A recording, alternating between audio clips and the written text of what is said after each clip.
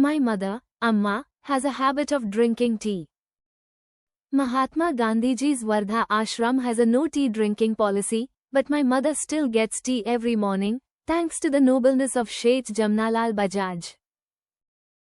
My mother's tea drinking habit in a no tea zone, boycotted British goods, at Wardha Sevagram helped create a solution for Mahatma Gandhi and Jamnalal Bajaj.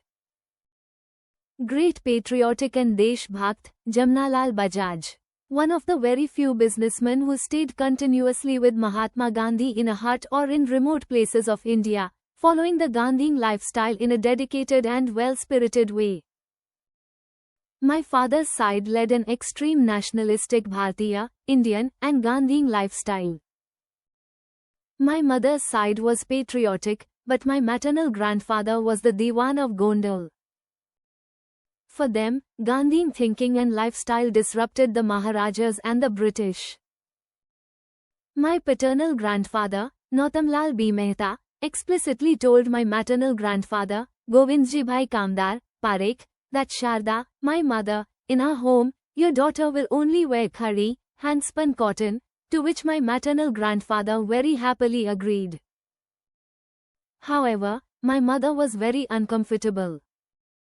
She begged her mother and said, Bahu lagdi jevi chu, abhare khadi no sadla peri nehu abhi pan nahi thao. Translation: I am very slim. How would I handle such a heavy khadi sari? I will not be able to stand. My maternal grandmother communicated through my maternal grandfather to my paternal grandfather about my mother's problem. My paternal grandfather was happy to help her. He arranged for a few khadi silk weavers from Andhra Pradesh to come to Jetpur and they weaved all her saris in a lightweight khadi silk. For some, wearing a khadi sari is like draping 6 years of denim around you.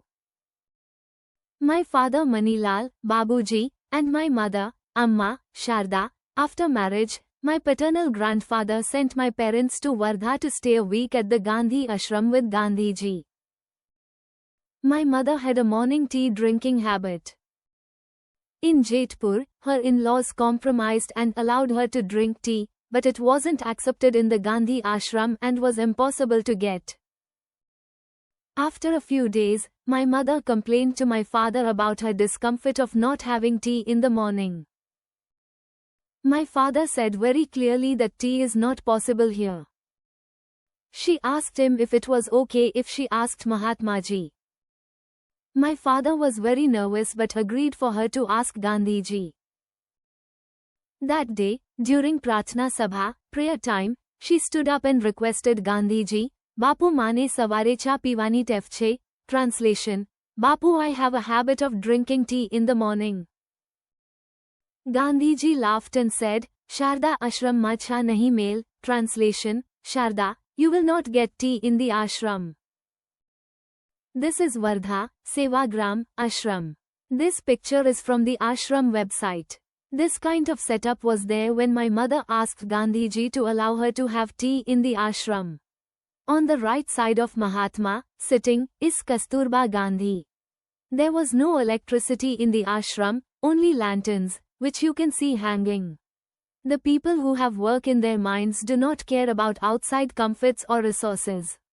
Mahatma Gandhi must have some unique and unexplained energy to keep people's minds and bodies invested in his ideology. He had no drama of luxury.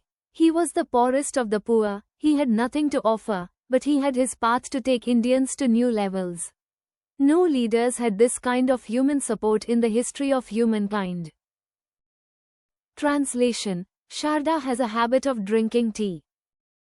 In the ashram, we have a no tea rule. Can anyone help her? The great Jamnalal Bajaj, grandfather of Rahul Bajaj and father of Kaman Nayan Bajaj, lifted his hand and said, Bapu, I will bring tea for Sharda every morning in a thermos, and he did for the next 6 to 8 days.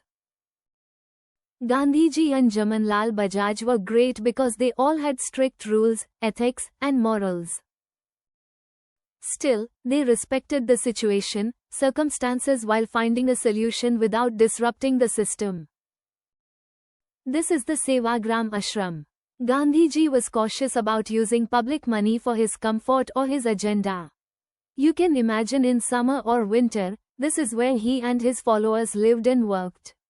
As you can imagine, this must have really required dedication and patriotism for a free India.